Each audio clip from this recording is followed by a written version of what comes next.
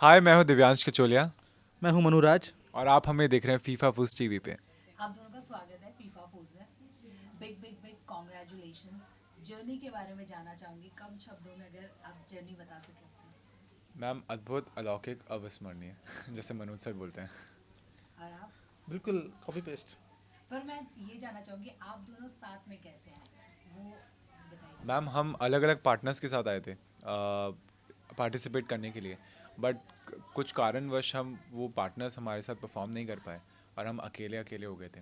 Then मैंने भैया को सुना फ्लूट बजाते हुए, फ्लूट बजा रहे थे। मैं इनके पास गया, मैंने इनसे पूछा कि हम जैम कर सकते हैं, तो हमने जैमिंग करी। और पता नहीं जाम करते ही ऐसे क्लिक हुआ कि ये करना चाहिए, ये बहुत यूनिक चीज़ है जो कभी हुई नहीं है। और बस डिसाइड किया कि हम इंडियाज़ गॉट टैलेंट के लिए कोलैबोरेट करेंगे।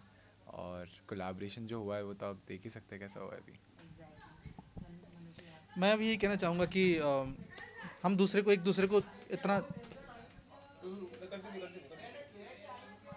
हम दोनों का हम जानते नहीं थे एक दूसरे को, लेकिन वहाँ पे जब हम मिले, हमने जो रिहर्सल किया, उसके बाद जो साउंड हुआ, तो लगा कि इसमें बहुत सारी संभावनाएं हैं। और क्योंकि म्यूज़िक में ना क्या होता है, आप भले एक दूसरे को नहीं जानते हैं, लेकिन अगर सामने वाला म्यूजिशियन है तो दोनों की भावनाएं एक ही होती है, एक मिलन हो जाता है। तो वो काम उसका आप देख सकते हैं रिजल्ट फिर कैसा हुआ। सही बात है।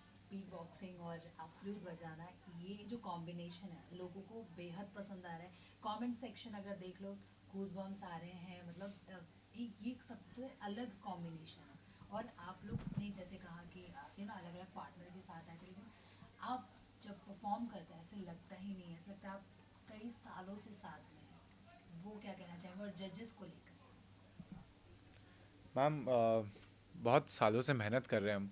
और क्या है कि एक मैंने कहा ना कि जैसे हम मिले थे तो एक there was this instant connect with the music thing.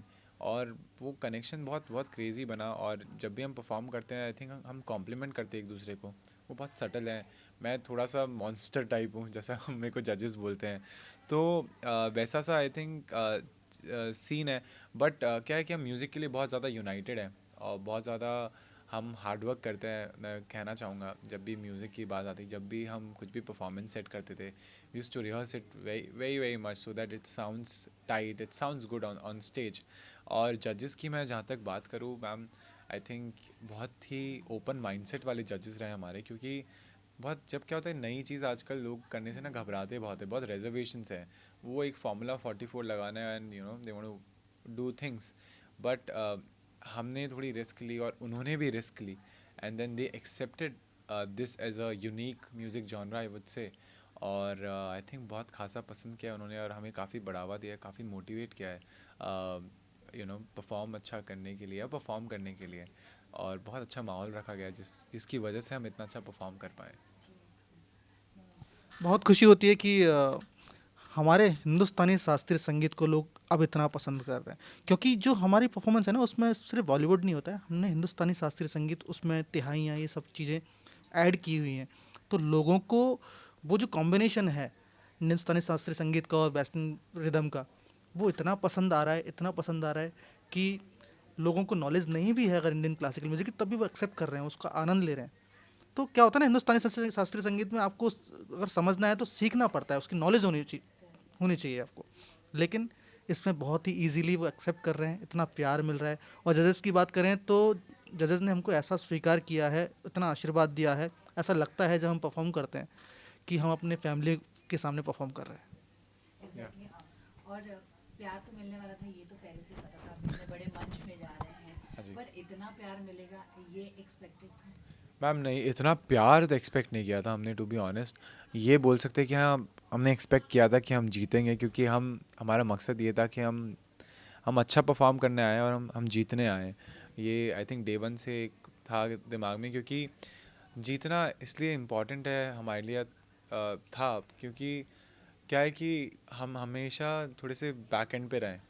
हमें इंडियाज़ गॉट टैलेंट ने वो मंच दिया जहाँ पे हम फ्रंट स्टेज पे हमने परफॉर्म किया है, एक एज अ लीड आप कह सकते हैं हमने परफॉर्म किया है। तो वो बहुत बड़ी अपॉर्चुनिटी थी हमारे लिए और हम उसे भुनाना चाहते थे, क्योंकि क्या होता है कि ऐसी अपॉर्चुनिटीज़ लाइफ में आती नहीं है। और ये बहुत लाइफ चेंजिंग है, सिर्फ हमारे लिए ही नहीं, जो भी अप एंड कमिंग इंस्ट्रूमेंटलिस्ट है, बीट बॉक्सर्स है, फ्लूट प्लेयर्स है, सितार प्लेयर्स है, मे बी उन सब के लिए। So I think we did it for them. I know हमारी ये पर्सनल विन है, बट मैं कहना चाहूँगा कि हमारी जो ये जीत है, आई थिंक वो उन सब के लिए है, जो भी इंस्ट्रूमेंटलिस्ट है, जिनको शायद उनका ड्यू नहीं मिलता। दिव्यांश ने बिल्कुल ठीक कहा कि हम लोग एक बैंड का पार्ट, जैसे मैं बैंड का पार्ट हुआ करता था, और वो जो पहचान होती है ना एक इंस्ट्रूमेंटलिस्ट को, वो कभी नहीं मिल पाती, मिलती है तो बहुत लेट हो जाता है। तो हमारा उद्देश्य यही था कि हम ऐसा काम करें कि हमको पहचान मिले, लेकिन हमारे जैसे जितने भी आर्टिस्ट हैं वो फ्रंट में आए, उनको पहचान मिले, उनको उनकी जगह मिले, लोगों को पता चले कि नहीं, ये लोग हकदार हैं। नहीं तो क्या होता है ना कि लाइफ टाइम वो ला- अच्छे म्यूजिशियन होते हैं, बहुत अच्छे होते हैं, लेकिन उनको वो मौका नहीं मिलता कि वो सामने आ पाए। तो शायद इससे कुछ चेंज होगा। तो होना ही होना है। आप दोनों के साथ एक मैं सेगमेंट खेलना चाहूँगी, जब वी मेट, आप जब मिले। तो जब वी मेट, ये तो केमिस्ट्री वाला सीन हो गया बॉन्डिंग के बजाय, बट ठीक है, खेलते हैं। एक दूसरे का date of birth. Date of birth 18th February, okay, sorry sorry, आप इनका बताइए। हाँ, 18th February 91 है आपका। क्या बात है। एक्चुअली 19 है पर 91 इट्स ओके। 90 है आपका। 91 ठीक है, पर 19 फेब है। 19 और February 18 को ही मना लेते हैं, 19 को मना लेते, ऑलमोस्ट क्लियर, क्लीन। क्या बात है। सो सो हम नहीं, सीधा बताओ, आपको याद नहीं है। 4 मार्च 1915 1915। नहीं, मैं इतना पुराना हूँ। 95। बहुत तो मैं पुराना। हिंदी बोलता हूँ, इंग्लिश में थोड़ा प्रॉब्लम है। 4 मार्च 1995। एकदम गलत है, दे दो क्या मैं। बात कर रहे हो। हाँ, 5 मार्च 97, 25 साल का हूँ। तो ठीक है ना, 4-5 आपने भी तो 18 दो बोला था। साल यार, 2 साल बड़ा कर दिया आपने, बुरा कितना बना रहे हो। अच्छा 17 ओके। तो भैया फिर ठीक है, कोई बात नहीं, पर 4-5 मार्च में ज़्यादा अंतर नहीं है। हाँ, तो इसे 5 18 मार्च। 19 में नहीं है। ऐसी कौन सी 3 चीज़ है जो ये कैरी करते हैं जब भी साथ होते हैं, और ये अच्छा, ये क्या कैरी करते हैं? पानी की बॉटल। उसके बाद इनका फ़ोन हमेशा साथ रहता है, और इनकी आदत है ये फ़ोन में हमेशा देखते रहते हैं खुद को। और तीसरी चीज़ इनका फ्लूट बॉक्स। वो लगभग सब सही से बता। तो ये जो कैरी करते हैं अपने साथ, एक तो फ़ोन तो होता ही है, बहुत सारी गर्लफ्रेंड्स फ़ोन में, क्योंकि जब जितने टाइम मेरे साथ रहेंगे मुझसे बात नहीं करते। और तीसरा जो है बीट बॉक्सिंग। अच्छा, एक दूसरे का तकिया तला। बहुत तेज चल रहे हो।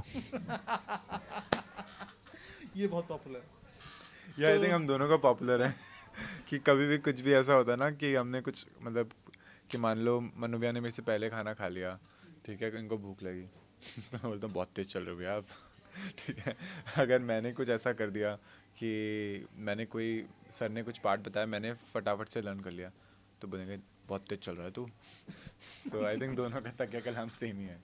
तो उसके बोलने का तरीका है, ओ हेलो, बहुत तेज चल रहे हो। अच्छा, एक दूसरे की हाइट। हाइट 6'4". एग्जैक्ट, एकदम करेक्ट है। आपकी आउट हो गए क्या एक बार, कैमरे में आओगे अरे कि नहीं? ऐसा थोड़ी ना होता है, मैंने बिना 5 5 10 सही है क्या? 5'9", ऑलमोस्ट। Almost there. अच्छा, जब आप पहली बार मिले थे दोनों, तो पहला इंटरेक्शन क्या था? पहला इंटरेक्शन क्या था? ये मेरे को बोलते हैं कि यार तुम तो बड़े कूल से लग रहे हो, और तुम्हारी कितनी गर्लफ्रेंड्स हैं? तो मैं कहा मेरी एक भी नहीं है यार, मैं कूल हूँ बस मेरी गर्लफ्रेंड नहीं है। तो फिर लेकिन इनको जब मैं तरस आ गया मुझ पे, फिर मैं बस। जब इनसे मिला ना, तो पता चली कि इनकी गर्लफ्रेंड ही गर्लफ्रेंड है। हाँ, मतलब हम लोग 3-4 महीने से, सही बोल रहा हूँ, नहीं ऐसा नहीं है क्या?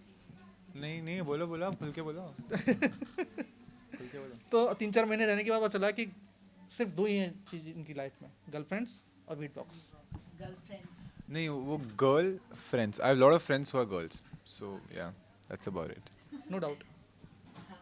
अच्छा, एक दूसरे को पहला कॉम्प्लीमेंट क्या कुछ दिया था इन्होंने?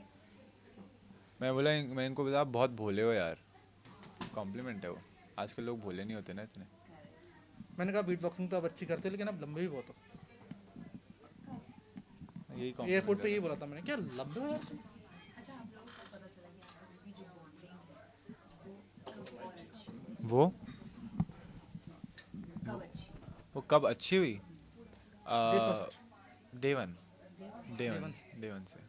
वो क्या है, बहुत टांग खींचने की आदत है मुझे चाहे कोई भी हो।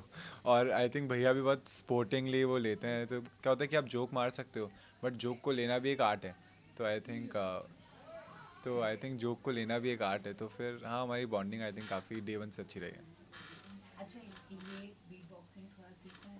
अरे करके हमने एक एपिसोड में बीट बॉक्स करवाया इनसे। करो करो। और इन्होंने बांसुरी बजाई है ना? हाँ तो एपिसोड चलो एक बार बजा दो।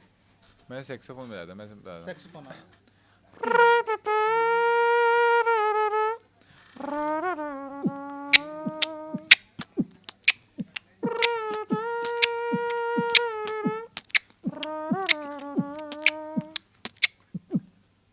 Thank you so much, thank you so thank you ma'am, thank you. Thank you. Much. जाते जाते बस फैंस के लिए मैसेज दीजिए जिन्होंने आपको सपोर्ट करके विजेता बनाया। सबको यही बोलना चाहेंगे कि thank you so much for making us the winner of India's got talent season 9।